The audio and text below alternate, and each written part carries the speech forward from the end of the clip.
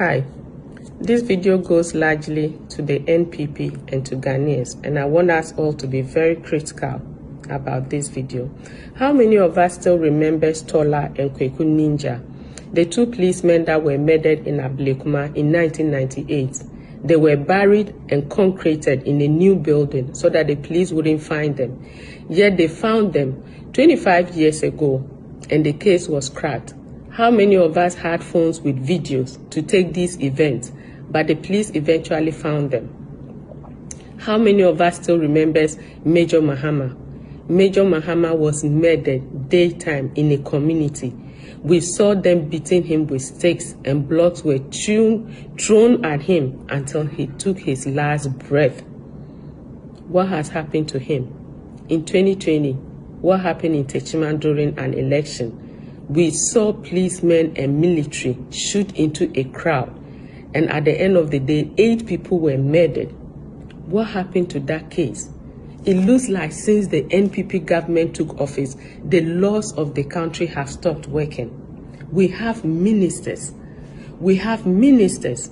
that have witnessed it all, and they did nothing.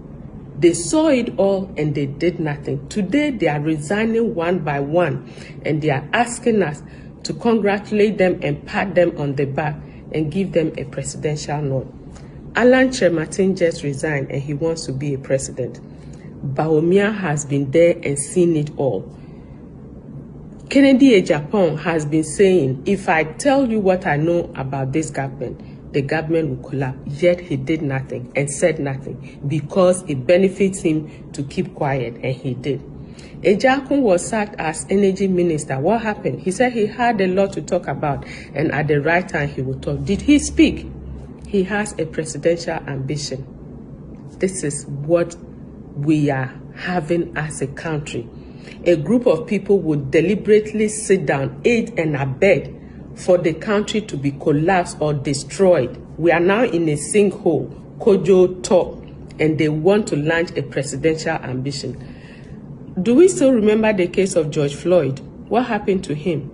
4 policemen, 1 knelt on his neck, 2 held him down, and 1 stood by. What happened? The one who knelt on his neck had the highest punishment. The other 3 were equally punished and imprisoned, and their crime was their failure to intervene. Failure to intervene. The NPP guys and all these ministers had the power and the right to intervene, to protest and prevent certain things that was happening in their government, but they refused.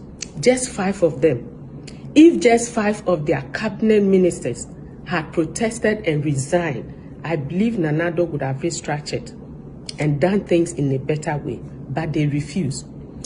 80 of their MPs came out, made noise, and went back to sleep.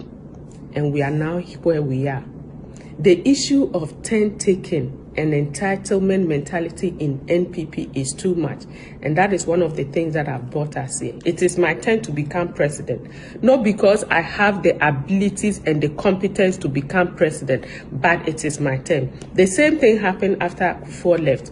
It was Addo's turn, Addo and Alan, and probably because Addo was older, they gave it to Addo.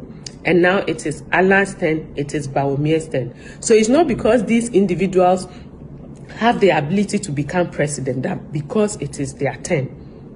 And they were in this government, watched until we collapse, and they want to come and continue that road. Even in our homes, when we are not happy with certain things, we show our displeasure to our partners. Sometimes the men will refuse to eat their wives' food. Wives will refuse men sex and other things, or they stop talking to each other just to show displeasure until they can solve the issues between them. What kind of displeasure did these guys show? They showed nothing. They received and benefited, aided and abetted, saved enough money, and now they want to come and continue with the distraction. What you could not do yesterday when responsibilities were given to you, you can't do it today. For me, we should have political relegations, where when certain political party performs to a certain level, they should be relegated. Let them go and regroup and come back. And for the individuals that participate in the rot, they should be banned from major political positions until they learn some sense so that we can bring them back. The joke is too much. The joke is too much. We will soon not have a country if we continue that way. Nobody should be rewarded after. You can't benefit from your crime. So why are we allowing other people to benefit from their crime? We should wake up, Ghanaians. Thank you.